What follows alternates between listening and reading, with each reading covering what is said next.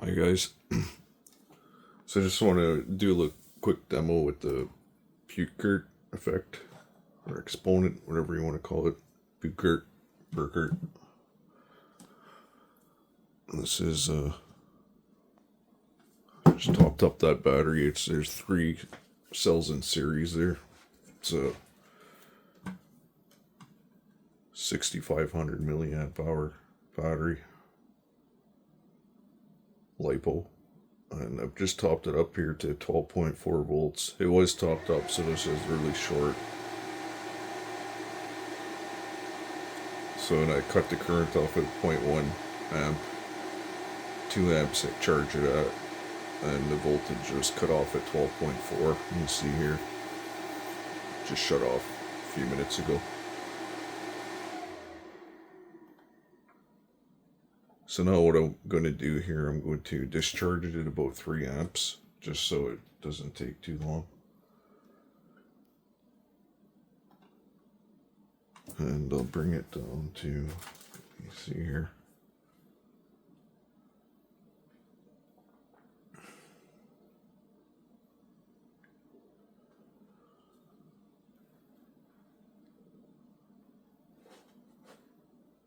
probably like 9.6 or so.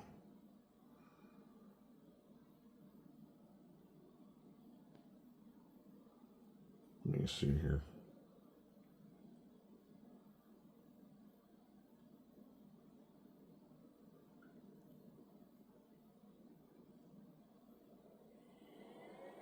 Yeah, 9.6 volts. That'll be 3.2 volts per cell. But at the 3 amp draw, it'll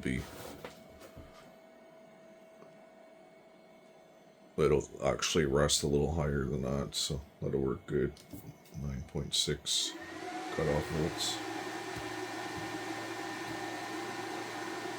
And the time, I'll just put it so that it won't turn off.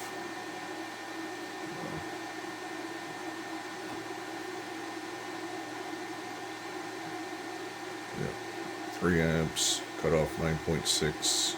It'll start now. So that's what it's doing there now. So that'll probably take a couple hours to do. Mind you, it wasn't fully charged to 12.6 volts. I think it's somewhere around full charge. But I'll just explain what I'm going to do here to show the Peukert effect, or exponent, whatever you want to call it. I don't know if I'm saying it right or not, but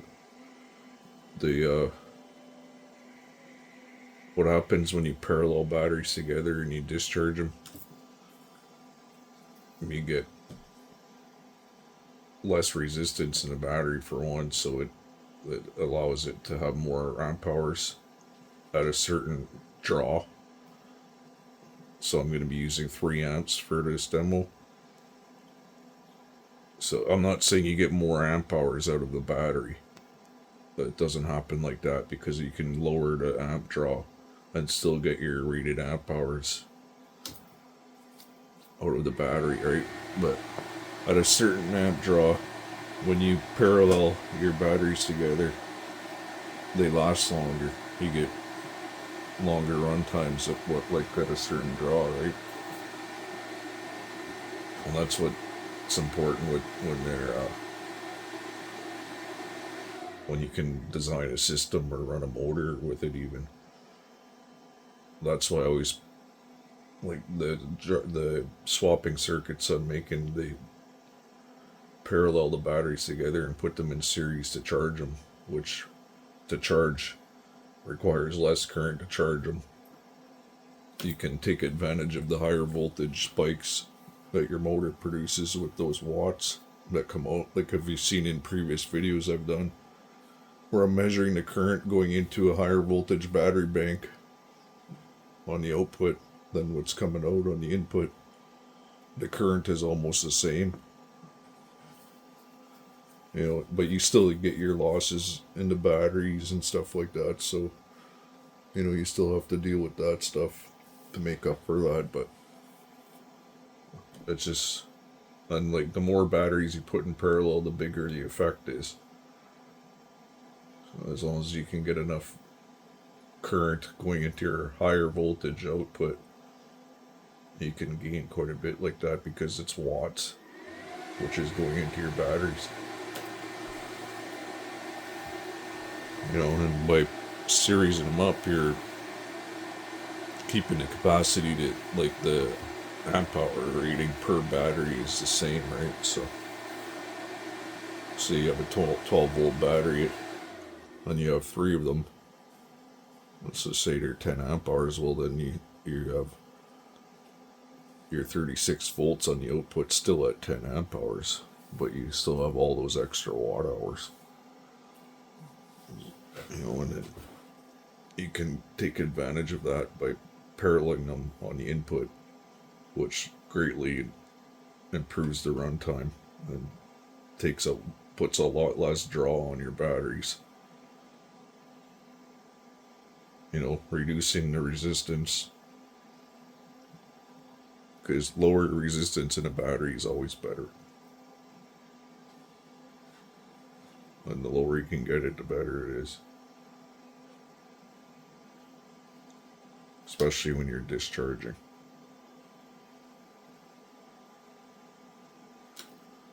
But anyway, I'm going to leave it like this here, and then I'm going to take the other battery and I'll parallel it with that one, and I'll charge it again at the same 2 amps. Well, it'll be 4 amps because I'm going to have 2 of them, so it'll be 4 amps charging it. And then I'm going to discharge them together with 3 amp draw. And I'll have my results from this one. And then we'll have the results from them parallel together, and it should be a little bit more. I don't know, I've never did it with this one yet, with these batteries, with the graphs. So I'll have that data. It should be a little bit more with 2 of them parallel together. And if you had 3, it would be more, and 4, it would be more. It just gets better and better with the more batteries you put. Well, I'll be back. Hey guys, so it just cut off here. Wasn't long ago.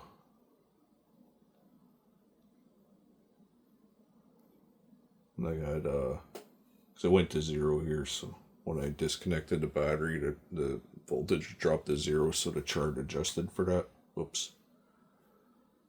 Screwed that up. But now you can see here, I got 6.1 amp hours out of it, cut off at 9.6 volts, 66 watt hours. So I've got them paralleled up here now. These 2 batteries are exactly the same. They're both pretty dead. And I'm going to charge at twice the current now. So 4 amps, cutoff volt 12.4 volts, cutoff current 200 milliamps, because there's twice the capacity here now. So when I charged this one, it was 2 amps and 100 milliamp cutoff. So it should equal out to the same. So now here I'm going to start it.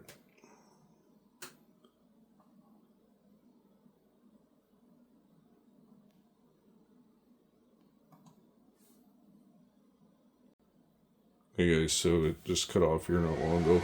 I got both these batteries hooked up here now in parallel. The one discharged to 6.1 amp hours. Cutoff voltage was 9.6 volts. So I charged that one battery up with 2 amps, and the cutoff current was 0.1, 100 milli. It was 100 milliamps up to 12.4 volts. So now that I have 2 of them in parallel, and like right here is where you can see where I paralleled them up here on the screen. That's why the chart adjusted itself, because the voltage went to 0. So now it's this big long chart here. So now I'm going to charge it with 4 amps, and the cutoff current will be 200 milliamps because there's 2 batteries in parallel now, so it'll equal out to 100 milliamps per battery, like the first charge. So I'm going to start that, and it'll take a bit to charge them. Probably take about 3 or 4 hours to charge them up. So I'll be back when they're charged, and then I'm going to do the discharge with the same preamp current discharge to the same voltage cutoff, 9.6. And should be able to find out if there's a little more capacity or not with two of them in parallel. So I'll be back. Okay, so it's just turned off here now. It took only 2 hours to charge that up. Guess that other battery was pretty much full. So anyway, 4 amps charge. You can see the charge curve here. Hit its 12.4 and then clicked off when it got to 200 milliamps. So now,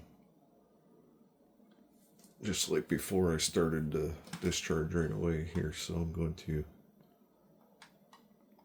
discharge constant current. And if you notice too, it'll be like when I started the test on the last clip, I had it still in discharge. So I had the parameters were all wrong. When I hit start, it never did nothing, and I'd already turned the camera off when I noticed. And then within a minute, I had it fixed and started up here. So 3 amps discharge. Cutoff would be 9.6 volts.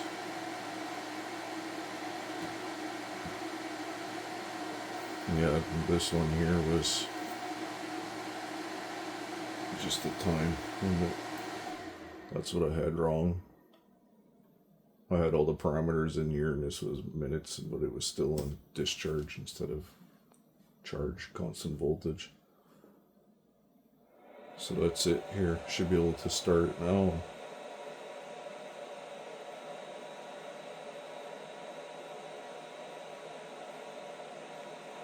Actually, I'm good to, actually this all erases right away anyway as soon as I start it, so it's all good. So this should take about, I don't remember, probably about 4 hours. Should get about just over 12 amp hours out of this. So I'll be back anyway when this is done.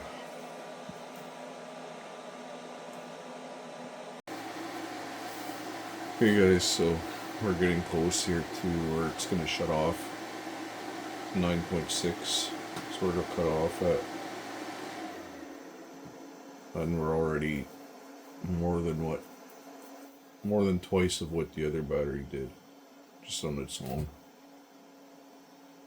I think we had 66 watt hours, if I remember right. So I think 66 times 2 is 132. So we're at 136 watt hours now. And I think it was 6.1 amp hours out of the other one. We're at 12.3 here now. And what you'll notice too is, like, if you put a higher draw on it, like a harder discharge, you'll see this effect will be you'll have more of an effect.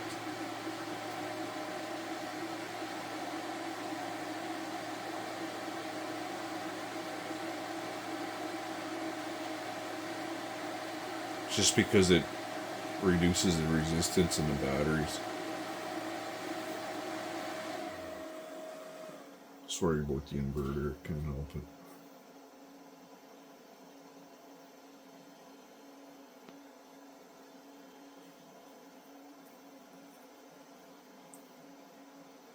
It's taking a little longer than I thought it was. I would have waited starting the video here.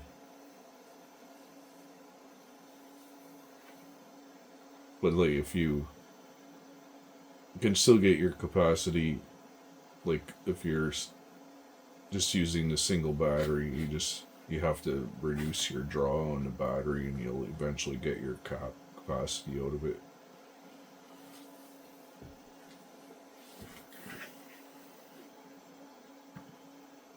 but these LIPOs are really efficient. If you're using a lead acid battery, this would be multiplied by about 10. Like the effect you'd see here is about 10 times more with a lead acid battery.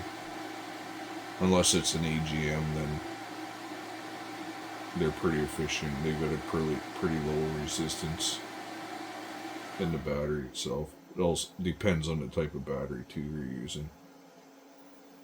Some are made a lot better than others.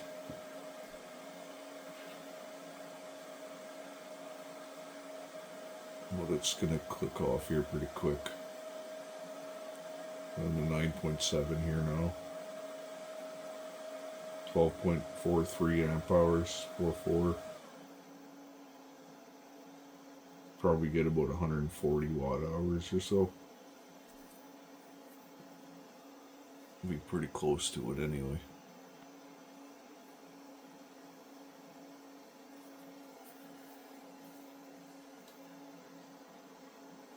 Mosquito flying around.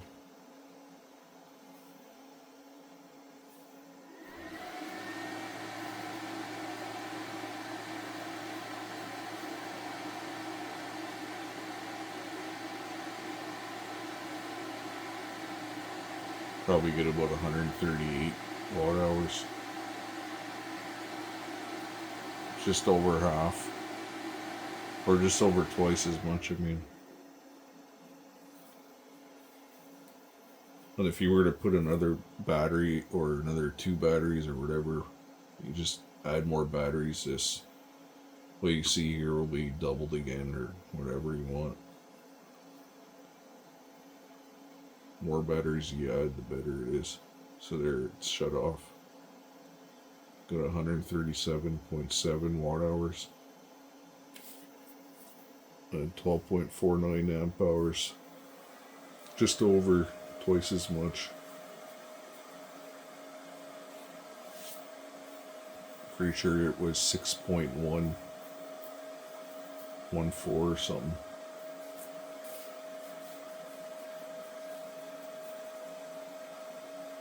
So 12.228 would have been twice. And 66 watt hours times 2 is 132. So just over. But like I said, these batteries, they don't really have much of an effect with this.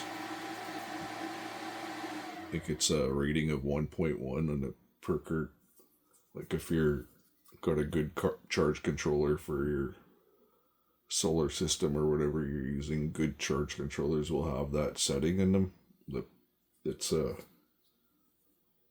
think it's anywhere from 1.1 to 1.10 or I can't remember what it is. I have to look it up again. Might be 1. I can't remember. I'm getting it wrong. But there's a setting in them, and you have a choice between lead acid and lead, like gel cells or AGM, LIPO, lithium, and lithium iron phosphate, I think, is 1.1. I'm getting it wrong, probably wrong. But the lithiums are all are the lowest, like to your effect of what you're gonna get out. Like they're the most efficient, so they don't have much of a difference on this. Whereas lead acid, like I said, is you'll see a big difference with them. But anyways, that's enough of my rambling here. Thanks for watching, guys. Just wanted to show that anyway, because it does make a big difference when you're using lead acid. Thanks for watching.